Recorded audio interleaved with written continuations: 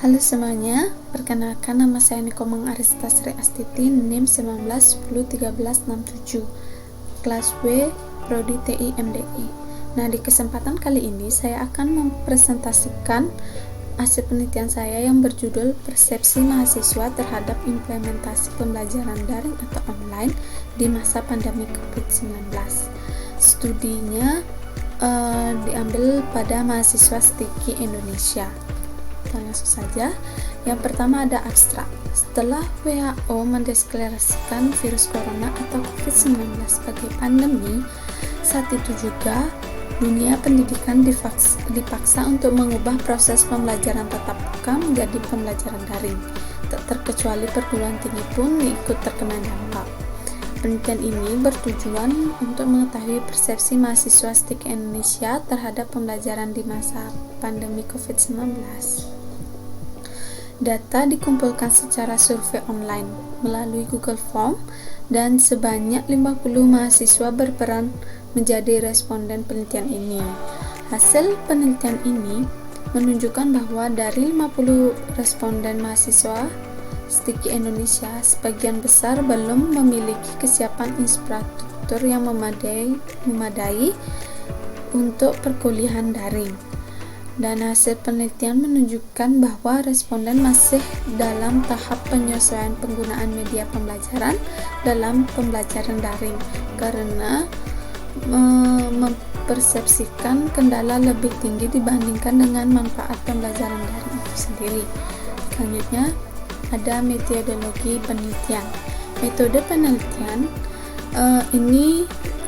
penelitian ini menggunakan metode survei dengan pendekatan deskriptif yang memiliki tujuan untuk menggambarkan keadaan atau fenomena yang terjadi. Penelitian ini akan mengkaji persepsi mahasiswa dalam melaksanakan perkuliahan daring.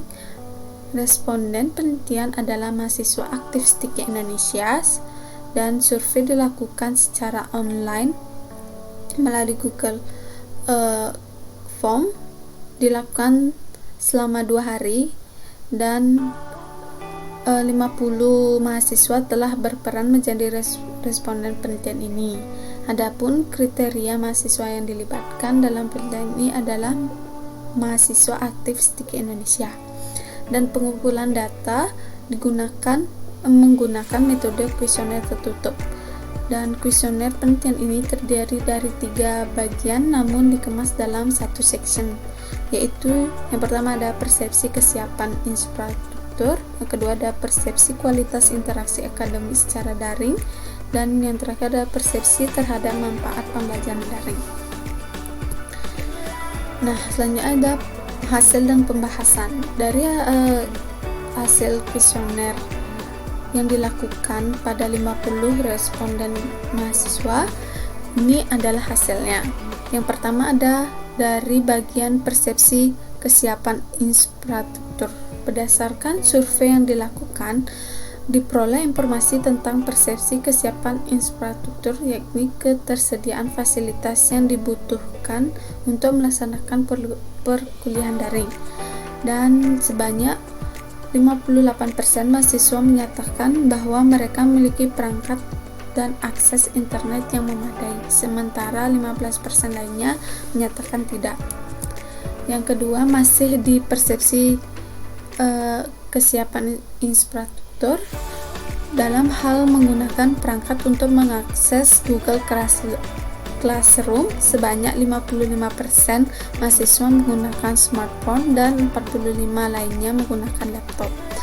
Sebagaimana diketahui bahwa pembelajaran daring sangat tergantung pada perangkat yang digunakan serta ketersediaan akses internet, maka informasi tentang kesiapan infrastruktur ini sangat penting untuk diketahui khususnya dalam menjamin kelancaran implementasi pembelajaran daring.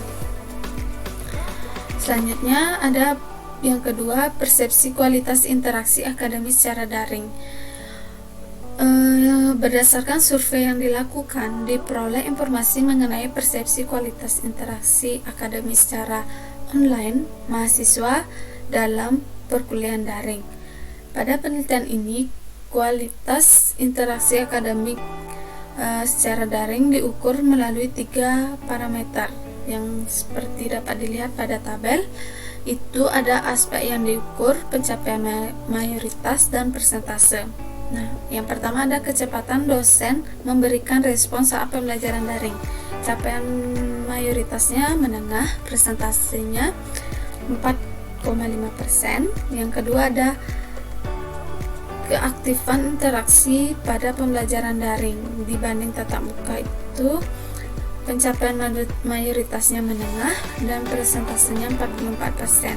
Dan yang terakhir ada efektivitas pembelajaran daring dibanding tatap muka, pencapaian mayoritas menengah, persentase 45%. Dan berdasarkan hasil survei ini diketahui bahwa seluruh responden memiliki persepsi yang menengah terhadap kualitas interaksi akademik secara online yang selama ini berlangsung. Oke, selanjutnya yang ketiga ada persepsi terhadap manfaat pembelajaran daring. Pada penelitian ini, persepsi terhadap manfaat pembelajaran daring diukur melalui 3 parameter seperti pada tabel di samping. Yang pertama ada pembelajaran daring memberi motivasi untuk terus belajar. Capaian mayoritasnya rendah, persentase 20%. Yang kedua ada pembelajaran daring lebih mudah dipahami dibandingkan pelajaran tatap muka. Capaian mayoritasnya rendah, persentasenya 5%. Dan yang ketiga ada kenyamanan saat pembelajaran daring. Capaian mayoritas rendah, persentasenya 35%. Dan yang terakhir ada antusias mahasiswa saat mengikuti pembelajaran daring. Capaian mayoritas rendah, persentase 30%. Hasil penelitian menunjukkan bahwa persuasi responden cenderung bervariasi terhadap proses pembelajaran daring. Namun, dapat dilihat berdasarkan hasil pengukuran responden memiliki persepsi yang rendah terhadap manfaat pembelajaran daring. Selain itu, kebiasaan mengakses pembelajaran daring juga adalah hal baru yang perlu untuk selalu dilatih dan ditingkatkan. Nah, kesimpulan, hasil penelitian menunjukkan bahwa dari 50 responden mahasiswa STIKI, Indonesia sebagian besar belum memiliki kesiapan infrastruktur yang memadai untuk perkuliahan daring. Hasil penelitian menunjukkan bahwa responden masih dalam tahap menyesuaikan penggunaan media pembelajaran dalam pembelajaran daring karena mempersepsikan kendala lebih tinggi dibandingkan dengan manfaat pelajaran daring. Dengan mengetahui preferensi mahasiswa, diharapkan para dosen terutama pihak STIKI Indonesia dapat memanfaatkan berbagai bidang dan menentukan strategi yang tepat untuk meningkatkan ketertarikan mahasiswa dalam mengikuti pembelajaran daring. Dengan demikian akan turut meningkatkan pula berbagai kompetensi mahasiswa sehingga tujuan dari pembelajaran dapat dicapai. Penelitian ini bersifat penelitian pendahuluan atau preliminary research. Selanjutnya diperlukan penelitian lanjut terhadap pembelajaran daring berbasis masalah kolaboratif atau modelannya. Demikian presentasi yang dapat saya jabarkan. Jika ada salah kata atau salah pengucapan, saya mohon maaf. Atas waktu yang diberikan, saya ucapkan terima kasih.